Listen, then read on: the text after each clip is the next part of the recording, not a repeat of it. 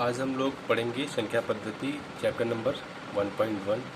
इसके पहले पढ़ने के पहले हम लोग कुछ बेसिक चीज़ जानेंगे कि होती क्या है संख्या। वास्तविक संख्याएं, प्राकृतिक संख्याएं, परिमेय संख्याएं, सम संख्याएं, विषम संख्याएं, ये आखिर होती कौन सी संख्याएं हैं। तो कुछ परिभाषा है और इसके कुछ उदाहरण हम यहाँ पे आपको बताएंगे कि कैसे क्या होती है। तो सबसे पहले ये हम जानेंगे कि प्राकृतिक संख्याएं क्या होती हैं, ऐसी कौन सी संख्याएं हैं जिनको प्राकृतिक संख्याएं कहते हैं। तो इसकी परिभाषा होती है कि ऐसी संख्याएं जो एक से शुरू होकर अनंत तक जाती हैं। ऐसी संख्याएं जो एक से शुरू होकर अनंत तक जाती हैं प्राकृतिक संख्याएं कहलाती हैं। जैसे 1 2 3 4 5 6 7 8 9 डॉट डॉट डॉट डॉट। ये जो डॉट डॉट यहाँ पे लगे हुए हैं इसका मतलब होता है कि अनंत काल। इसकी कोई सीमा नहीं है, कहाँ तक हम लिख सकते हैं। इसी का मतलब है कि अनंत तक जाती है। ठीक है, तो प्राकृतिक संख्याएं हमें पता होगा कि कौन सी होती है, किसको कहते हैं। तो अभी समझ जाएंगे आप लोग कि प्राकृतिक संख्या यानी कि नेचुरल नंबर, इसको हम लोग n से भी प्रदर्शित करते हैं। यानी कि n जो होता है ये n से भी n इक्वल टू 1 2 3 4 5 6 ऐसे लिखते हैं। इस तरीके से n इक्वल टू n से संबोधित करते हैं इसको। उसके बाद आती है पूर्ण संख्याएं। पूर्ण संख्याएं कौन सी होती हैं? ऐसी संख्याएं जो जीरो से शुरू होकर अनंत तक जाती हैं, पूर्ण संख्याएं कहलाती हैं। इसको हम कैसे लिखेंगे? जैसे 0 हो गया, 1 2 3 4 5 6 7 8 9 डॉट डॉट डॉट डॉट। इसमें केवल जो प्राकृतिक संख्याएं होती हैं उसमें केवल हम 0 लगा देते हैं बस। यानी कि 0 जो होता है वो पूर्ण संख्याओं में इंक्लूड हो जाता है। तो हमारी प्राकृतिक संख्याएं, पहले हमने क्या पढ़ा था? प्राकृतिक संख्याओं में क्या पढ़ा था? ये पढ़ा था कि 1 2 3 4 5 6 7 9 अनंत तक होता है। और पूर्ण संख्याएं मतलब उसमें 0 आ जाता है। 0 इसको हम किससे प्रदर्शित करते हैं? इसको हम प्रदर्शित करते हैं W मतलब होल नंबर। ठीक है, तो अभी ये समझ गए हम लोग। अब आगे पढ़ते हैं पूर्णांक संख्याएं कौन सी होती है।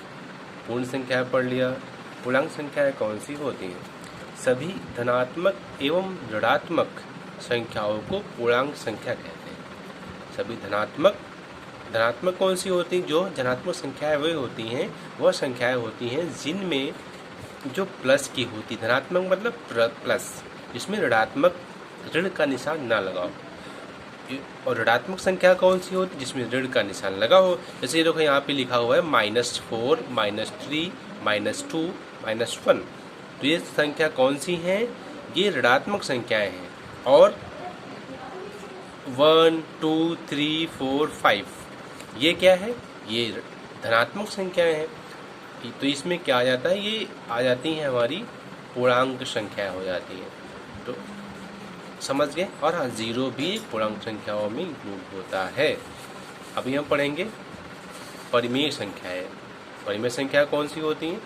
परिमेय संख्याएं ऐसी संख्याएं जो P/Q के रूप में लिखी जाती हैं। P/Q के रूप में मतलब जैसे हमने लिखा, यहाँ पे देखो लिखा गया है 1/2 4/5 7/8 और √25। आप सोच रहे होंगे कि यहाँ पर तो हमने बोला है कि P/Q के रूप में लिखी जाती हैं, वे संख्याएं परिमेय संख्या कहलाती हैं। लेकिन यहाँ पर तो √25 लिखा गया है। लेकिन ऐसी बात नहीं है। यहाँ पे √25 का मतलब होता है कितना होता है? इक्वल यानी कि 5 होता है। तो 5 को हम कैसे लिख सकते हैं? 5/1 लिख सकते हैं। यहाँ पे जैसे केवल √25 की ही बात नहीं हो रही है। यहाँ पे हम अगर 16 ले लेंगे, यहाँ पे हम √16 ले लेते हैं, तो ये कितना हो जाएगा? √16 यानी कि हमारा ये हो जाएगा 4 हो जाएगा। तो 4 को हम कैसे 4/1 लिख सकते हैं, यानी कि 4/1 लिख सकते हैं। तो ये हमारा क्या हो गया? इसका मतलब ये क्या है? परिमेय संख्या है। ये क्या है? परिमेय संख्या है। तो परिमेय संख्या हमें पता हो गया। अच्छा, अपरिमेय संख्याएं कौन सी होती? हम लोग कैसे मालूम चलेगा अपरिमेय संख्याएं कौन सी होती? अपरिमेय संख्याएं वे होती हैं, ऐसी संख्याएं जिन्हें p/q के रूप में व्यक्त नहीं किया जा सकता है, अपरिमेय संख्या कहलाती हैं। जैसे √7, पाई, √3। अच्छा, √7 को हम p/q के रूप में क्यों नहीं ले सकते? क्योंकि √7 का मान जो होगा वो दशमलव में आएगा। पाई का मान भी है 22/7, ये भी दशमलव में आएगा। √3 का मान है, ये भी दशमलव में आएगा। यानी कि हम इसको p/q के रूप में नहीं लिख सकते हैं। तो हमें पता हो गया अपरिमेय संख्याएं कौन सी होती हैं। ठीक है, अभी हम लोग पढ़ते हैं सम संख्याएं कौन सी हैं। सम संख्याएं, तो सम संख्याएं सब आपने पढ़ा भी है, जाहिर सी बात है पढ़ा होगा, लेकिन फिर भी देख लेते हैं कि क्या है। ऐसी संख्याएं जो 2 से पूर्णतः विभाजित होती हैं सम संख्याएं कहलाती हैं। जैसे 2, 8, 6, 4, 2, 8, 6, 4, ये क्या हो जाते हैं? इनको हम 2 से पूर्णतः पूरी तरीके से विभाजित कर सकते हैं। इसका डिवाइड करेंगे, इसमें भाग करेंगे तो 2 एकम 1 हो जाएगा, 2 एकम 2 हो जाएगा, 2 एकम यानी कि 1 आ जाएगा, 2 एकम 2, 2 4 के 8 हो जाएगा, 2 3 6, 2 दूनी 4। ठीक है, तो हो जाएगा कि नहीं हो जाएगा? इसी तरीके से विषम संख्याएं कौन सी होती हैं? तो विषम संख्याएं वे होती हैं ऐसी संख्याएं जो 2 से पूर्णतः विभाजित नहीं होती हैं, विषम संख्याएं कहलाती हैं। जैसे 3, 5, 7, 11, क्या आप इनको 2 से पूर्णतः विभाजित कर सकते हो? नहीं कर सकते हो, इसीलिए विषम संख्याएं कहलाती हैं। अभाज्य संख्याएं कौन सी होती हैं? ऐसी संख्याएं जो 1 से तथा स्वयं से विभाजित होती हैं, अन्य किसी संख्या से नहीं होती। अच्छा, अभाज्य संख्याएं ऐसी संख्या है जो 1 से तथा स्वयं से विभाजित होती हैं, अन्य किसी संख्या से नहीं होती। जैसे 2 भी क्या है, कभी कभी फंस जाते हैं कि आप लोग यहाँ पे ये 2 तो भाई उसमें सम संख्या में दिया गया है, लेकिन नहीं, 2 अभाज्य संख्या भी होती है।